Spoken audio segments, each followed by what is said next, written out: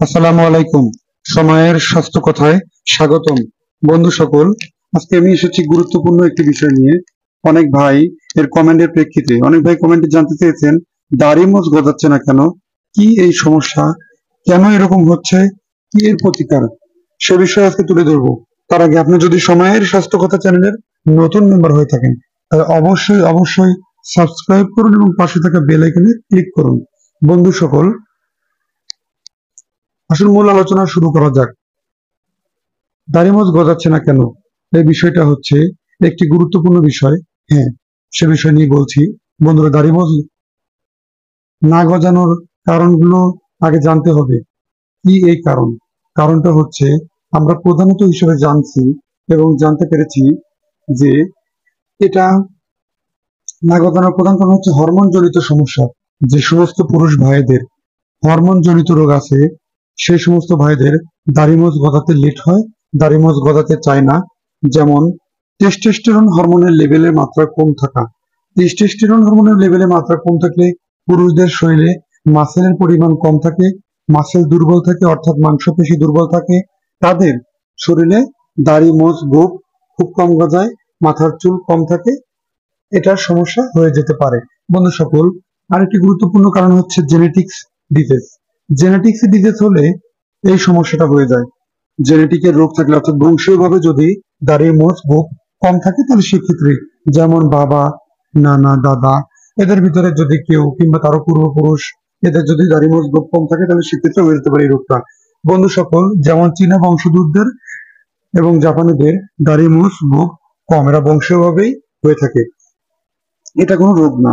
বন্ধু সকল, আরেকটি গুরুত্বপূর্ণ কারণ হচ্ছে থাইরয়েড স্টিমুলেটিং হরমোনের প্রবলেম হওয়া। থাইরয়েড হরমোনের যদি কারো সমস্যা থাকে, তাহলে দেরিতে দাড়ি মোজ গোঁফ গজায়। বন্ধু সকল, আরেকটি গুরুত্ব আরেকটি গুরুত্বপূর্ণ রোগ হচ্ছে অপুষ্টিকর জনিত রোগ। যে সমস্ত ভাইদের খাবারের তালিকায় সঠিক পরিমাণ পুষ্টি গুণ সম্পন্ন হচ্ছে না, তাদের অপুষ্টিকর জনিত রোগ হতে পারে, যেটার কারণে দাড়ি মোজ গোঁফ কম গজাতে পারে এবং এমনকি মাথার চুলও পড়ে যেতে পারে। বন্ধুরা, আরেকটি গুরুত্বপূর্ণ কারণ হচ্ছে ভিটামিনের ঘাটতি।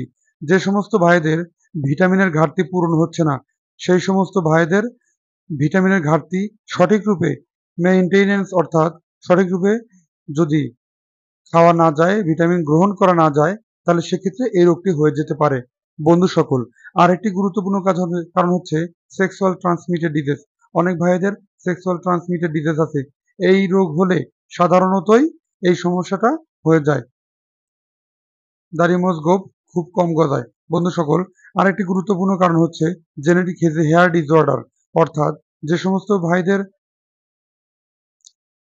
মাথার চুল ফেটে যাচ্ছে, দাড়ি মোছে অ্যালোপেচিয়া রোগ থাকলে, স্কিনের রোগ থাকলেও সাধারণত এই সমস্যাটা হয়ে যায়।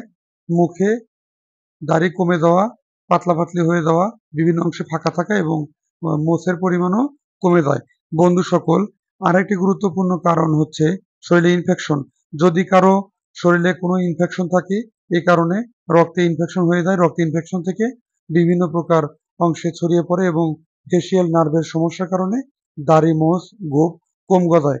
বন্ধু সকল, আরেকটি গুরুত্বপূর্ণ কারণ হচ্ছে আরেকটি গুরুত্বপূর্ণ বিশেষ কারণ হচ্ছে ঔষধ সেবন। অনেক যুবক ভাইয়েরা না বুঝে বিভিন্ন প্রকার ওষুধ সেবন করে থাকেন। এই ওষুধ সেবনের ফলে সাধারণত শরীরবৃত্তীয় বিভিন্ন বিরূপ প্রতিক্রিয়া দেখা যায়, যে কারণে দাড়ি মোচ গোঁফ কম গজায়। আরেকটি গুরুত্বপূর্ণ কারণ, বিশেষ কারণ হচ্ছে কেমোথেরাপি। অনেক ভাইয়েরা বিভিন্ন প্রকার বিরূপ প্রতিক্রিয়াশীল রোগ এবং সবচেয়ে বেকায়দার রোগ হচ্ছে ক্যান্সার, এবং সেই ক্যান্সারে আক্রান্ত হয়ে মানুষের মুখে দাড়ি কম গজায়, কারণ কেমোথেরাপি দেওয়া হয়। তারা বিভিন্ন প্রকার থেরাপির প্রয়োজন হয়, কেমোথেরাপি এবং বিভিন্ন গুরুত্বপূর্ণ রে এবং বিভিন্ন কঠিন থেরাপির প্রয়োজন হয়, যেটার কারণে মুখে দাড়ি এবং মোচ কমে যায়। বন্ধু সকল, কি এর প্রতিকার?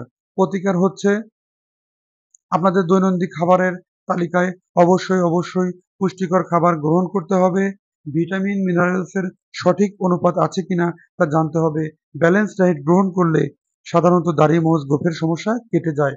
যাদের সমস্যা আছে তারা ই ক্যাপ খেতে পারেন, রেগুলার বয়স ভেদে, সেজন্য অবশ্যই চিকিৎসকের শরণাপন্ন হয়ে ডাক্তারের কাছে আগে সে সমস্ত বিষয় খুলে বলতে হবে এবং তার সঠিক চিকিৎসা প্রয়োজন।